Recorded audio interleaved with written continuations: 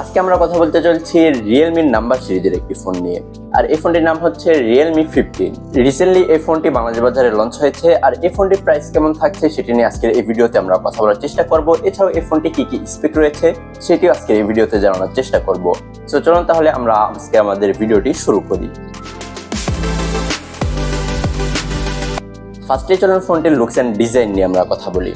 ফোনটির লুকস আমার কাছে মোটামুটি বেশ ভালোই লেগেছে, যদিও বা এই লুকসের আরো অনেক ফোন রয়েছে, বিশেষ করে Redmi Note 12 সেই ফোনটির সাথে কিন্তু বেশ মিল রাখে এই ফোনটির ডিজাইনটি।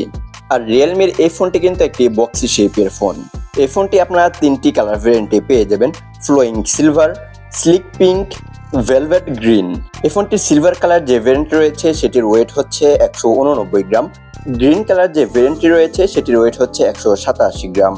আর এই ফোনটি কালার ভেরিয়েন্ট অনুসারে কিন্তু এই ফোনটির থিকনেসও কম বেশি হয়ে থাকছে। সো এই ফোনটির পিঙ্ক কালার যে ভেরিয়েন্ট রয়েছে সেটির থিকনেস হচ্ছে 7.66 millimetre, silver colour variant 7.78 millimetre, green colour 7.96 millimetre. ফোনটি ধুলোবালি এবং পানি থেকে রক্ষা করার জন্য IP68 এবং IP69 এর মতো দুর্দান্ত দুইটি রেটিং থাকছে, যার ফলে এই ফোনটি নিয়ে 2 মিটার পানির নিচে নিয়ে যাওয়া যাবে সর্বোচ্চ 30 মিনিটের জন্য। দেন চলুন এবারে এই ফোনটির ডিসপ্লে নিয়ে আমরা কথা বলি। এই ফোনটিতে থাকছে 6.8 ইঞ্চির OLED ডিসপ্লে, যেখানে 1 বিলিয়ন কালার সাপোর্ট করছে, 144 হার্টজের মতো হায়ার রিফ্রেশ রেট থাকছে। এছাড়াও 4608 হার্টজের PWM থাকছে এবং 1800 নিটসের HBM থাকছে, আর 6500 নিটসের পিক ব্রাইটনেস থাকছে। সো বুঝতেই পারছেন যে এই ফোনটি কতটা কালারফুল একটি ডিসপ্লে প্রোভাইড করছে। তবে HDR এবং ডলবি ভিশনের মতো সাপোর্ট থাকলে আরো ভালো হতো। এই ফোনটির স্ক্রিন টু বডি রেশিও হচ্ছে 91.2%। কন্টেন্ট ওয়াচিং এর জন্য রেজোলিউশন হিসেবে থাকছে 1280x2800 pixel, pixel density 453 ppi। আর এত কিছু যে ডিসপ্লে অফার করছে, এই ডিসপ্লেকে প্রোটেকশন করছে গরিলা গ্লাস।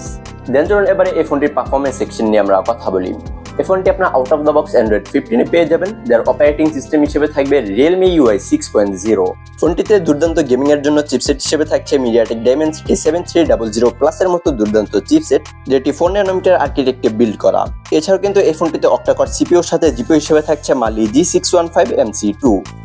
Realme এই ফোনটি 4টি RAM ROM ভেরিয়েন্টে পাওয়া যাবে। বেস ভেরিয়েন্ট শুরু হচ্ছে 8GB RAM 128GB ROM থেকে।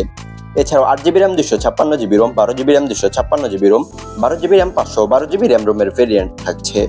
দেন চলুন এবারে এই ফোনটি ক্যামেরা পারফরম্যান্স নিয়ে আমরা কথা বলি।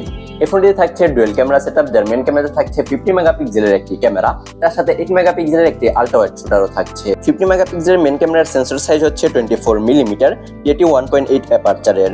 আর এই ক্যামেরাতে কিন্তু OIS রয়েছে। আর যে 8 মেগাপিক্সেলের আল্ট্রা ওয়াইড শুটার রয়েছে, এটি দিয়ে আপনারা সর্বোচ্চ 112 ডিগ্রি অ্যাঙ্গেলে ছবি তুলতে পারবেন। আর এই ক্যামেরার সেন্সর সাইজ হচ্ছে 16 মিলিমিটার। Realme এই ফোনটির মেইন ক্যামেরা দিয়ে আপনারা সর্বোচ্চ 4K তে ভিডিও রেকর্ড করতে পারবেন, আর 1080p থেকে 120 fps এ ভিডিও রেকর্ড করার সুযোগ থাকছে।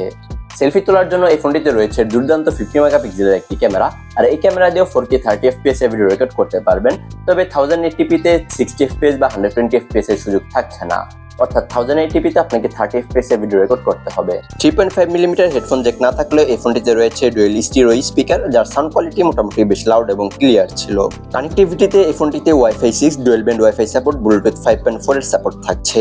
তবে NFC সাপোর্টটা এই ফোনটিতে থাকছে না, আর USB Type-C 2.0 সাপোর্ট থাকছে।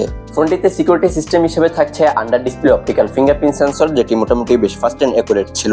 এছাড়াও এই ফোনটিতে accelerometer sensor, gyro sensor, proximity sensor এবং কম্পাস সেন্সর থাকছে। ফোনটি লং টাইম ইউজ করার জন্য কিন্তু থাকছে 7000 mAh এর একটি লং ব্যাটারি, আর এই ব্যাটারিটিকে চার্জ করার জন্য 80 ওয়াটের একটি ফাস্ট চার্জারও থাকছে। দেন চলুন এবারে এই ফোনটিকে আমরা সেকশন ওয়াইজ 10 এর ভিতরে রেটিং করি।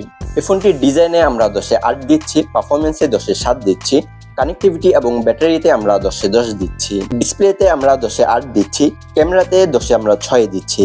ক্যামেরা পারফরম্যান্সটা আমার কাছে খুব একটা ভালো লাগেনি বাজেট অনুসারে। এর থেকেও বেটার ক্যামেরার ফোন কিন্তু এই বাজেটের ভিতরে রয়েছে। আর 45K বাজেটের ভিতরে কিন্তু এই ফোনটিতে পেরিস্কোপিক টেলিফটো ক্যামেরাটা থাকছে না, থাকলে কিন্তু আরো ভালো হতো। ফিচার এবং ইউজেবিলিটিতে আমরা 10 এ 8 দিচ্ছি।